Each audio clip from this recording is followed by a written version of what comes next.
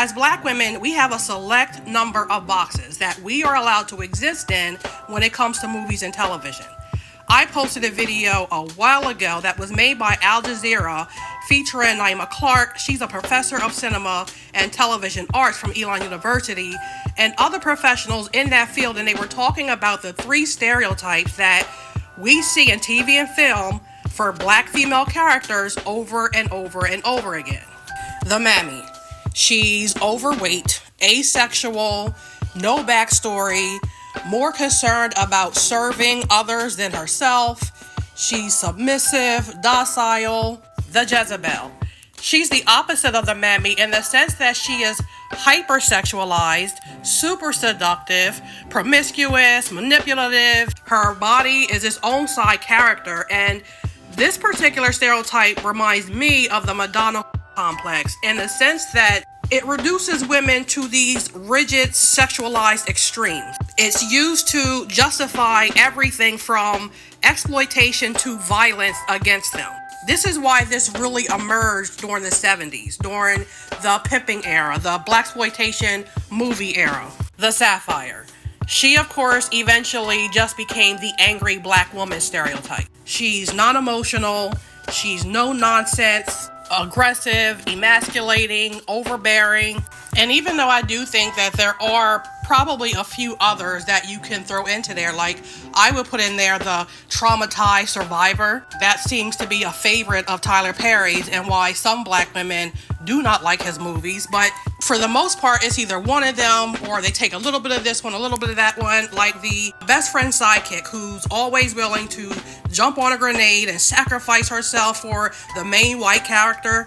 She can fall into the mammy category. The Sapphire can seem more evolved now because she's this high-powered attorney who owns her own law firm, or she's this high-ranking government official, but she is still the unemotional, trauma-filled, rules with an iron fist personality type. But because Black women are full human beings, breaking news, of course who we are and what we're interested in is just as vast as it is for all other humans on the planet. And we need to see more characters who reflect that, because the way we're depicted very much impacts how we are viewed and then justifies how we're treated. We need to see a lot more Black female characters who are obsessed with sci-fi and time travel.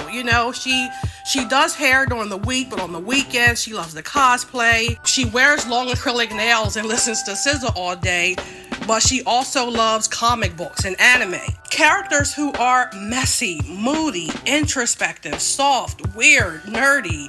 They have anxiety issues, they're strange, curious, a mixture of several of those things, and be able to be those things without having to explain why. These are not race-exclusive personality traits, and because of that, she does not need to have some traumatic-ass backstory to explain why she's like that. She grew up on the mean streets of Detroit, and she was in foster care because her drug-addicted mom was killed in a drive-by, and it's like, come on.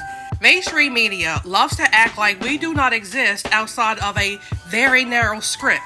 And when we do show up, we are a punchline, disappear with no explanation by the 3rd episode, or the show gets canceled.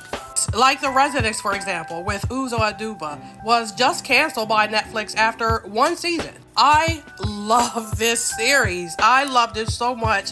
I binged all 8 episodes in 2 days. It was just right up my alley. The lead character, played by Uzo, was smart. She's unintentionally funny. She had her own style. She walked around with this big-ass book about birds in her crossover bag. It was just really good. The supporting characters were good. The writing was good. It's also a Shondaland production, and Uzo plays Cordelia Cup, the world's greatest detective and hardcore birder. And that's someone who loves watching and identifying birds. The story is that someone is murdered at the White House during a state dinner, and Cordelia Cup, who was on her way to Papua New Guinea to see a rare bird, is called in to solve it. It's a whodunit that has a bunch of twists and turns, and it reminded me of another favorite of mine, which is the 1985 movie Clue, that was based off the board game. Netflix themselves hasn't come out and given an official reason for why they canceled The Residence, but most of the articles are saying that it was due to production costs, which apparently it cost like $80 million to produce it. And a lot of that was on the set design because they recreated multiple rooms within the White House and they were really good. And that also with the cast, they said it was just extremely expensive. They also said that it was because even though it did do well and had good reviews, I guess it didn't meet Netflix's threshold for viewership. It needed to have even more views than it did.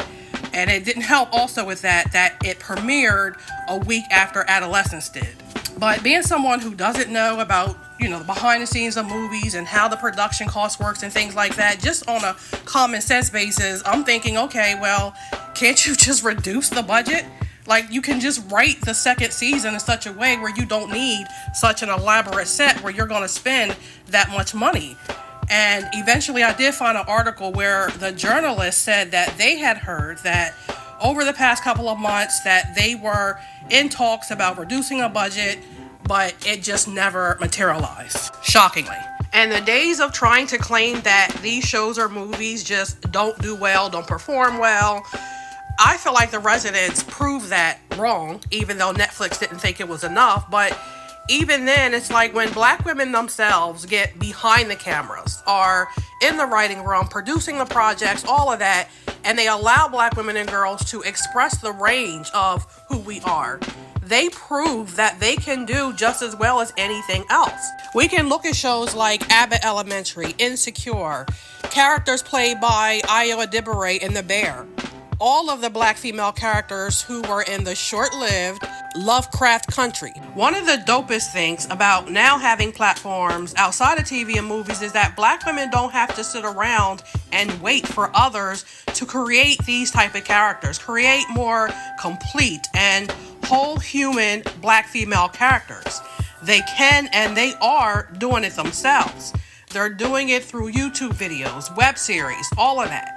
I stumbled not too long ago into another category on YouTube called cottagecore, and it's described as cinematic storytelling mixed with fantasy and ASMR. It seems to be women only, and they cook, garden, create things in these small rural style setups that look like a cottage, and I guess some of them actually film in a cottage. And of course, I was smiling ear to ear when my recommendations included a Black woman's channel called A Beautiful Nest. This is one of my all-time favorite things on earth, seeing Black women and girls expressing all of who they are unapologetically. Because having these few stereotypical characters over and over and over again throughout the years, it really does make people think that we do not exist outside of that. So this video was just a shout out, really, a way to say that I'm thankful, happy, proud, excited for all of the Black female creators, writers, actresses, directors, like everyone in film, television, the ones utilizing the other platforms, to tell our stories the way that they deserve to be told.